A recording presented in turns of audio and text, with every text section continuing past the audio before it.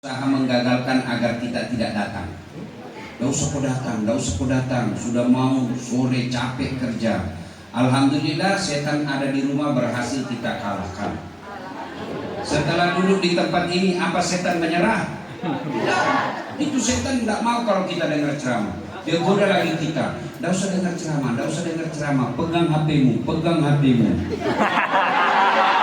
Jadi yang pegang HP itu sesungguhnya kena godaan setan. Bagaimana itu mau dengar ceramah kalau itu sebut gini? Itu setan itu bilang, balas WhatsAppmu, balas WhatsAppmu. Sudah dikasih tahu masih juga dipegang HP-nya. Bukan lagi kena godaan setan, sudah jadi setan. Simpan HP-nya dulu, simpan dengan ceramah dulu. Waktu kita sangat ringkas. Simpan dulu ya. Simpan HP dulu ya. Simpan dulu, simpan, bisa simpan supaya serius dengar ceramah, bisa?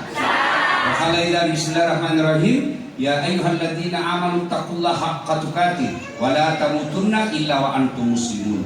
Wahai orang-orang yang beriman, bertakwalah kalian kepada Allah dengan sebenar-benarnya takwa, dan janganlah kalian mati kecuali dalam keadaan beragama Islam. Ibu, ayat ini sejak 1400 tahun yang lalu itu selalu dibaca setiap hari Jumat. Waktu Covid kemarin bapak-bapak ada pengumuman selalu diumumkan di kantor pemerintah, di masjid, ya kan? Jaga jarak, cuci tangan, pakai masker, jangan berkumpul. Iya toh? Ya. Kenapa? Waktu itu penting. Sekarang tidak ada lagi kan? Ini ayat dari dulu zaman Nabi sampai sekarang tiap Jumat diulang. Ini ayat penting. Karena sampai sekarang masih diulang-ulang. Kan banyak ayat dalam Quran. Kok ini yang selalu dibacakan? Jangan kamu mati kecuali dalam keadaan beragama Islam. Berarti banyak orang Islam matinya tidak membawa Islamnya. Insya Allah Bapak Ibu tidak akan mati dalam keadaan rampok. Amin. Insya Allah Bapak Ibu tidak akan mati dalam keadaan berzina, selingkuh, makan obat kuat, overdosis. Kan? Insya Allah Bapak Ibu tidak akan mati dalam keadaan mabuk narkoba. Tapi yang bisa membuat kita mati kafir, hubbi aklil haram, suka makan barang haram. Salah satu diantaranya menerima serangan fajar pilkada.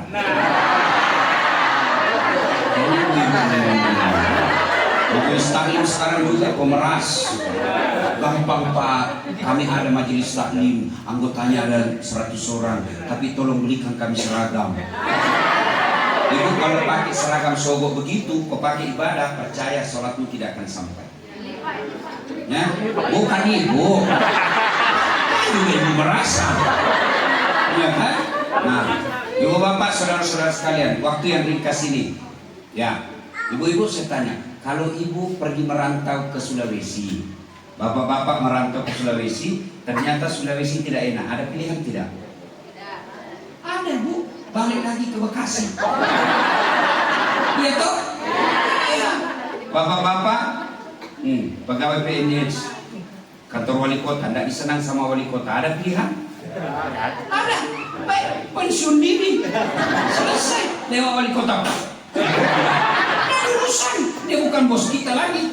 Ya toh, Pak tentara tidak senang dengan tempatnya, ada pilihan? Ada, pensiun dini, selesai. Ibu-ibu, suami ibu kurang ajar, tidak bisa jadi suami yang baik, ada pilihan? Pulangkan saja aku pada ibuku atau ayahku. Bapak-bapak, istri cerewet, tidak tahu masak, ngomel aja kerjanya, ada pilihan? Dua pilihan, ganti atau tambah. Iya toh?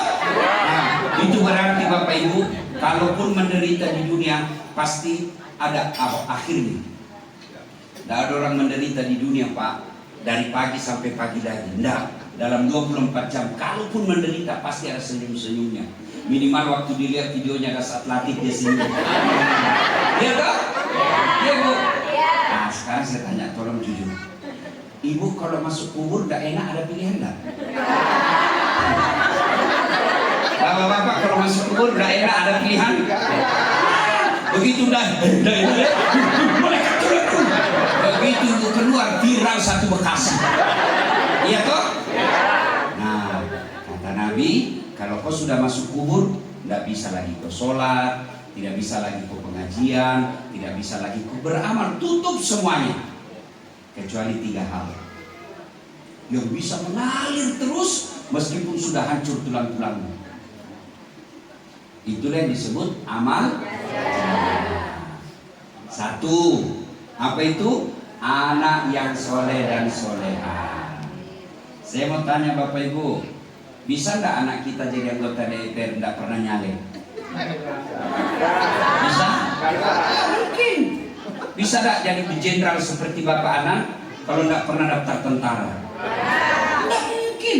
Bisa jadi polisi seperti beliau nggak pernah daftar polisi? Nggak mungkin. Bisa jadi dokter nggak pernah kuliah fakultas kedokteran? Nggak mungkin.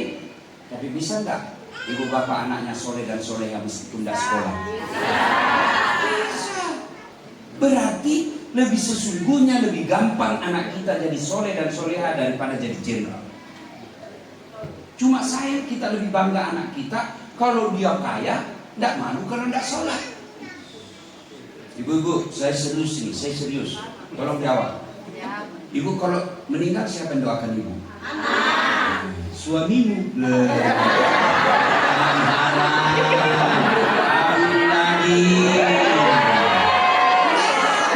Bener ibu. Waduh, Pak. Ini kan dilihat istri saya ceramah saya begini. Katanya kalau istri meninggal suami kawin lagi. Mamanya cek dia lihat istri saya. Dia bilang Ustaz, jadi kalau saya duluan meninggal Ustaz mau kawin lagi. Saya bilang sini kau nak, sini kau sayang. Jangankan kau meninggal, masih hidup saja sekarang saya sedang berpikir kawin lagi. Apalagi kalau sudah mati. Maka ibu-ibu, siapa yang doakan kita? Anak yang soleh dan soleha. Bu, ibu saya itu usianya sekarang 86 tahun. Ibu saya itu petarung, lebih hebat dari bapak saya. Ya betul, saya lihat itu. Jago betul itu ibu saya. Kelebihannya tidak senang bertetangga. Saya pulang tidak pernah saya dapat dia bertetangga kalau saya pulang kampung. Pasti di rumah. Sejak kecil, usia 86 tahun bu. Ya, waktu saya sekolah, dia jual itu bajunya, yang penting anaknya bisa sekolah. Dia jual piringnya. Sekarang anaknya jadi ustaz. Bapakku saya bikinkan masjid. Namanya Masjid Abdul Latif. Mamaku dulu kalau ada pengantin cuci-cuci piring bagian di belakang. Tapi sekarang saya bikinkan Masjid Hajjah Sitimah. Waktu mau resmikan masjid, capek dia naik mobil, saya sewakan helikopter. Mau nggak punya anak seperti itu? Tapi nggak mungkin ibu punya anak begitu kalau anakmu nggak kau didik. Siapa yang didik anak-anak kita sekarang? Handphone. Anaknya menangis dikasih handphone ini nak. Begitu umumnya ibu-ibu sekarang. Siapa yang dia jaga? Bukan anaknya. Siapa yang diawasi? HP-nya suaminya. Bu, ngapain kau jaga HP-nya suaminya? Apa gunanya? Apa gunanya kau jaga HP-nya suamimu? Ayo, HP saya bilang sama istriku, ini HP-ku. Apa gunanya kau jawab? Kalau kau dapat stiker lope-lope, apa kau dapat? Sengsara lah kau, nggak bisa tenang. Kau minta cerai, kau mampu jadi janda? Ayo, anggaplah kau mampu jadi janda. Kau mampu dapat suami lebih baik dari saya? Lebih baik nggak usah jaga handphone, kau jaga anakmu. Kalau saya masuk neraka, kau tidak masuk neraka. Tapi kalau anakmu masuk neraka, dia seret kau nanti. Ibu-ibu sekarang tinggi sekolahnya, gajinya jelas, rumahnya bagus, mobilnya ada, 2 anaknya tidak ada bisa dididik. Ada apa ini? Bandangkan ibu-ibu zaman dulu. Ibu-ibu zaman dulu tidak jelas gaji suaminya. Iya toh? Tapi anaknya bisa jadi jenderal, anaknya bisa jadi ulama, anaknya bisa jadi bermartabat. Kok ibu-ibu sekarang tidak bisa? Ada apa? Ibu gagal menjadi istri. Percaya deh bu.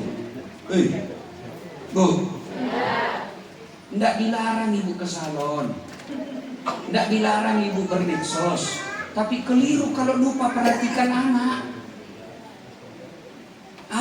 suamilah yang akan ini. Nah, ibu bapak kalau tidak bisa yakin, ibu bapak yakin tidak bisa didik anak, bawa anak ke pondok. Cuma jangan lupa kontrol. Karena kalau dibuang begitu saja, dia seolah-olah tidak peduli. Ini ibu-ibu sekarang kalau nanya apa, dia bilang, ada repotnya. Kenapa kau bersuami kalau tidak mau repot? Memang tugasnya ibu. Percaya dunia pasti berakhir. Siapa yang akan teruskan? Anak kita. Percaya nih bu, kalau anaknya ibu dididik dengan baik, diajari sholat, diajari sopan santun, insya Allah ibu nanti dia yang naikkan kamu haji. Dia yang berikan kamu mobil. Kalau ditanamkan cinta orang tua, coba ibu, terjemahannya doa anak soleh kepada orang tuanya. Allahumma ghfirli warhamhuma. Ada di situ kalimatnya, sayangilah dia sebagaimana. Paham enggak maknanya itu? Sayangi dia seperti dia sayangi saya. Berarti kalau ibu enggak sayang anakmu, begitu juga nanti anakmu. Kalau ibu dari kecil enggak peduli sama anakmu juga nanti begitu. Maka ibu curahkan segala kasih sayangmu, perhatianmu, tenagamu untuk anakmu. Bukan hanya di dunia, di kubur.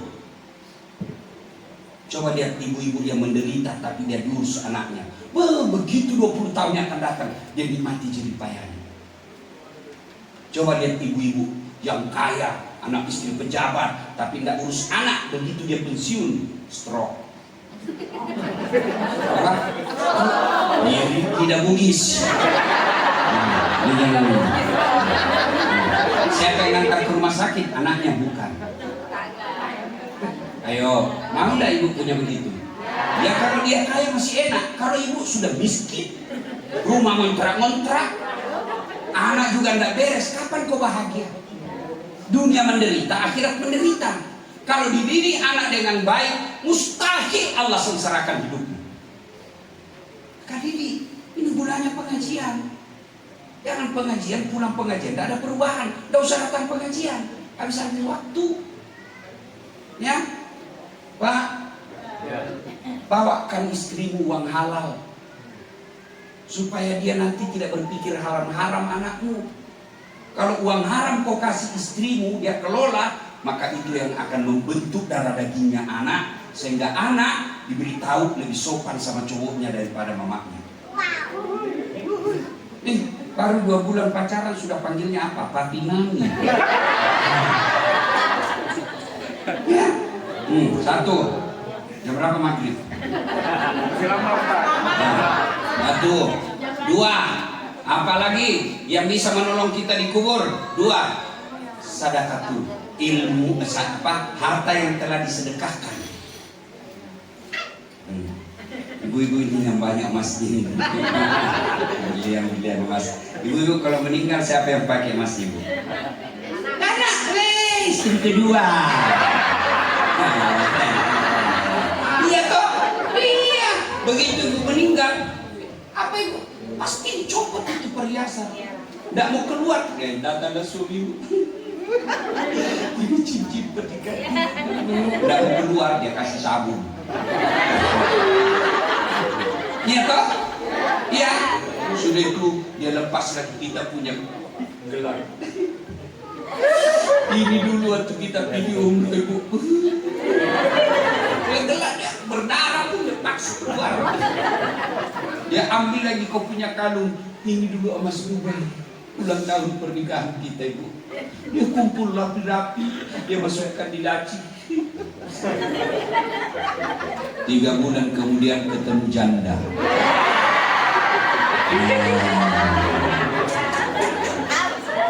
Teman SMA-nya dulu. Oh, cinta lama bersemi kembali. Dia ambil itu emasmu di laci. Dia datang.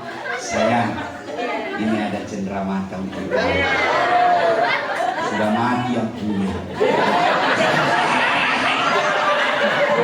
Makanya ibu, Bu, daripada diambil istri kedua, mending kasih anak yang ketiga.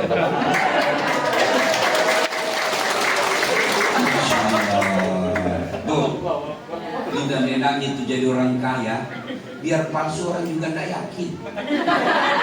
Ya toh? Coba kalau orang-orang kaya dia pakai, masa palsu? Nggak mungkin. Kalau kita orang miskin sudah asli, mana dia dapat?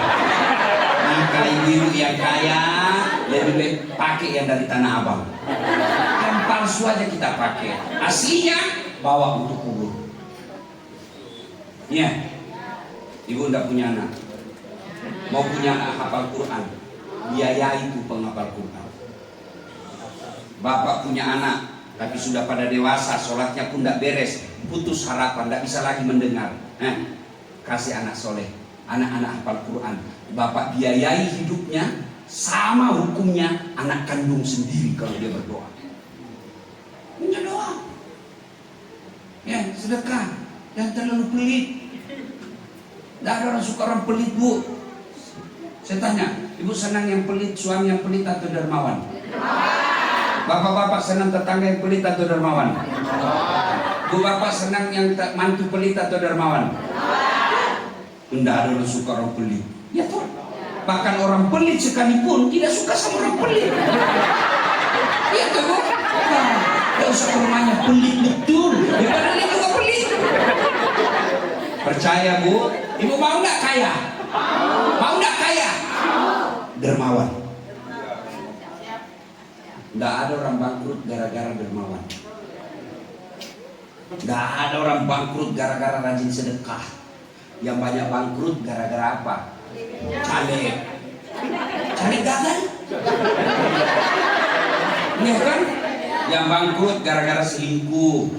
Bangkrut gara-gara narkoba, bangkrut gara-gara judi. Tidak pernah tuh ada di Bekasi bilang, Ustaz, itu dulu rumahnya yang tinggi putih, kaya dulu itu Ustaz, hanya karena rajin sedekah bangkrut. Nggak ada Tuhan apa itu? Ya Bu, sedekah tidak mesti bayar. Ibu yang hadir di sini, coba nggak mesti bawa ke sini. Tanya sama ketua yayasan, Pak, satu anak berapa sih biayanya satu hari? Ya 25.000. Satu bulan berapa? Paling 300.000. Oke, saya biayai satu anak dia sampai selesai. 300.000. Itulah hartanya ibu yang tidak bisa diambil orang. Bapak-bapak mobil, menantu yang punya Pak. Bapak meninggal, menantu yang nikmati.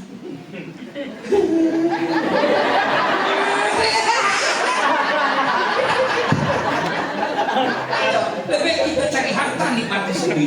Caranya apa? Sedekah. Sedekah. Dan sedekah tidak mesti duit. Sedekahnya Pak Polisi di sini, dia yang ngatur keamanan. Itu sedekahnya Bapak. Sedekahnya ibu-ibu, nggak bisa banyak duit. Oke, saya kirim nasi bungkus satu hari satu. Lalu yang makan anak hafal Quran. Selama dia hafal Quran, ibu dapat pahala. Jangan terlalu pelit. Kita sedekah nanti mau basi. Nak, ada itu kue di kulkas. Kenapa Mak? Bawa tetangga daripada basi. Iya toh? Iya. Maka ibu-ibu percaya harta ini pasti ditinggal. Ada 5 jenis penyesalan Pak orang dikubur. Ketika dia sudah masuk di kubur, 5 penyesalannya. Satu diantaranya orang kaya yang tidak berderma. Begitu dia meninggal, dia buka mata ketemu malaikat. Di mana saya? Kamu sudah mati dasar. Kalau saya sudah mati, tolong kembalikan saya. Itu kan begitu bahasa Quran. Kembalikan saya kasihan, kembalikan. Sebentar saja, 2 menit lah. Kalau tidak bisa 2 menit, 1 menit. Untuk apa? Sholat bukan, puasa bukan, haji bukan. Untuk apa? Saya mau sedekah. Kenapa sedekah? Kenapa bukan sholat? Sholat Pak didapat pahalanya ketika sholat. Haji dapat pahalanya ketika haji. Pulang haji tidak ada lagi pahalanya, kecuali dia mabrur. Tapi sedekah, meskipun ibu sudah hancur, mengalir terus tuh. Maka ini sedekah. Yang ketiga, ilmu yang bermanfaat. Ini ibu-ibu dapat konten-konten dakwah, sebar ke grup. Bapak-bapak dapat konten dakwah, sebar. Jangan yang porno-porno. Bercanda, biar kau bercanda, nggak boleh candakan dosa. Aduh, bapak-bapak senang betul kirimi kita yang kelihatan auratnya. Pasti dilihat Pak, barang bagus. Ibu-ibu, lebih baik ibu follow para ulama daripada follow artis. Saya heran di Indonesia, selebriti artis sampai puluhan juta followernya. Padahal kontennya tidak mendidik. Paling kelihatan dadanya, kelihatan pahanya. Enggak juga kok dikasih pegang.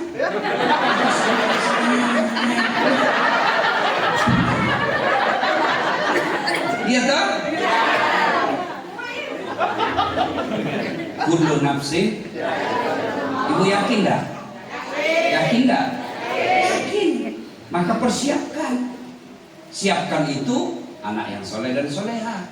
2, sedekah. 3, ilmu sebarkan.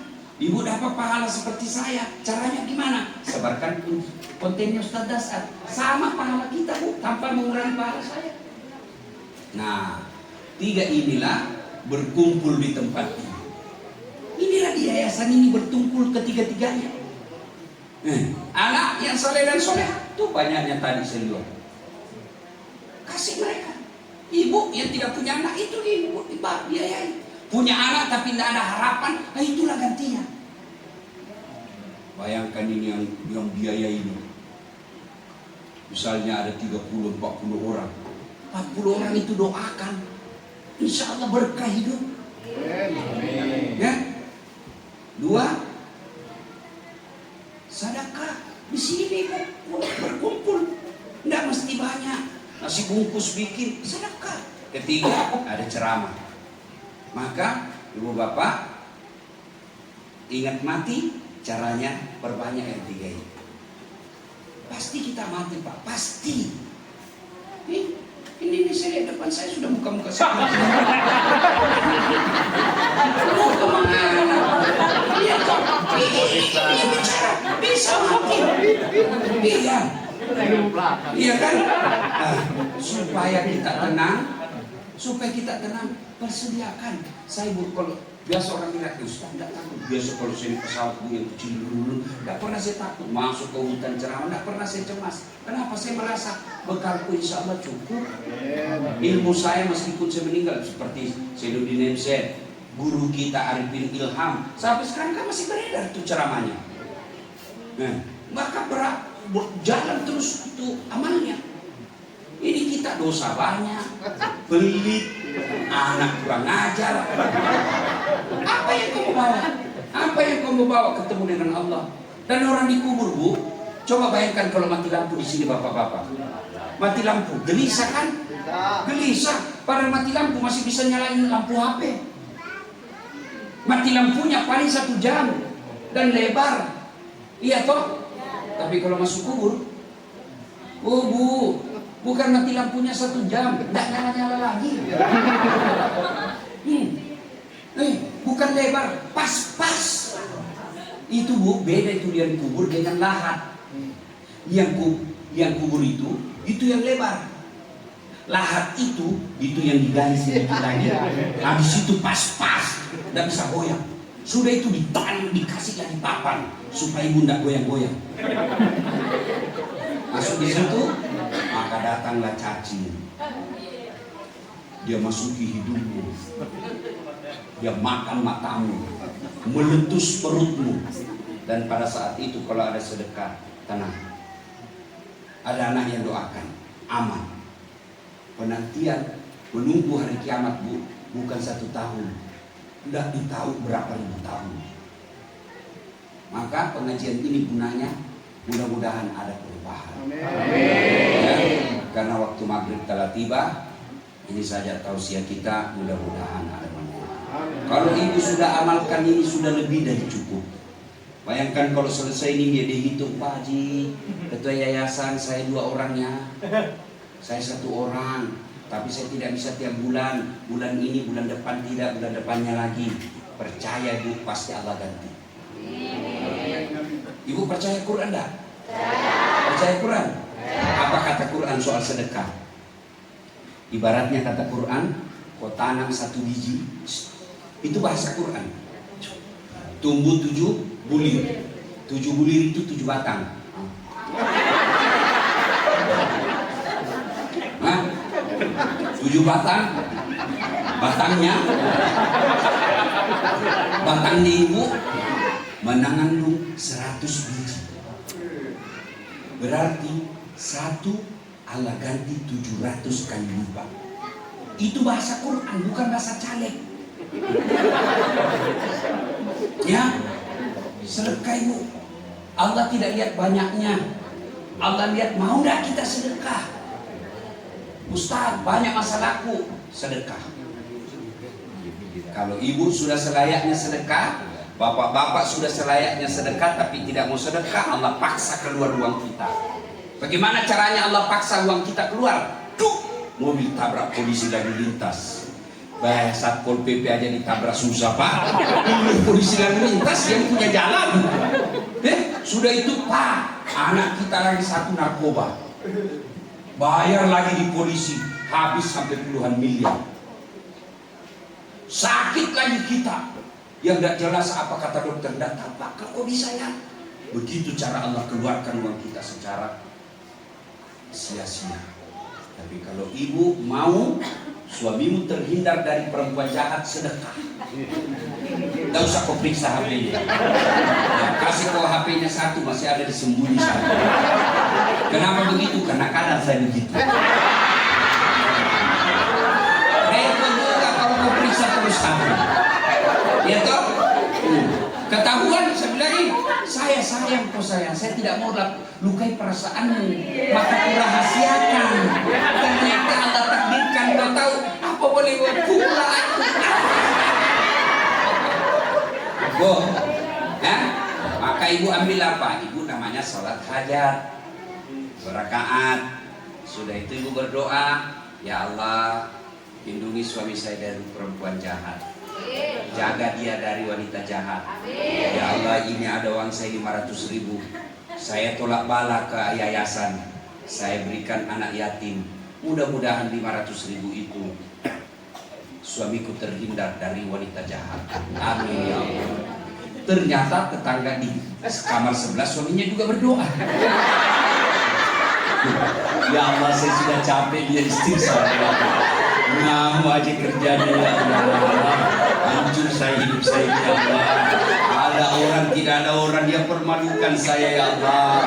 Di depan mertuanya kurang ngajar ya Allah. Capek saya lihat dia. Ya Allah, ini ada duitku 500.000 ya Allah. Saya tolak bala ya Allah.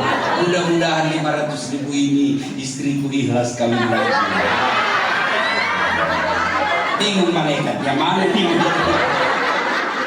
Ya, yuk bapak saudara-saudara sekalian, pada akhirnya kita pasti menghadapi kematian. Itulah makna ayat tadi yang dibacakan. Ya ayyuhalladzina amanu taqullaha haqqa tuqatih wa la tamutunna illa wa antum muslimun. Lebih dan kurangnya mohon dimaafkan. Usikum wa nafsi bitaqwallah. Fastabiqul khairat. Assalamualaikum warahmatullahi wabarakatuh.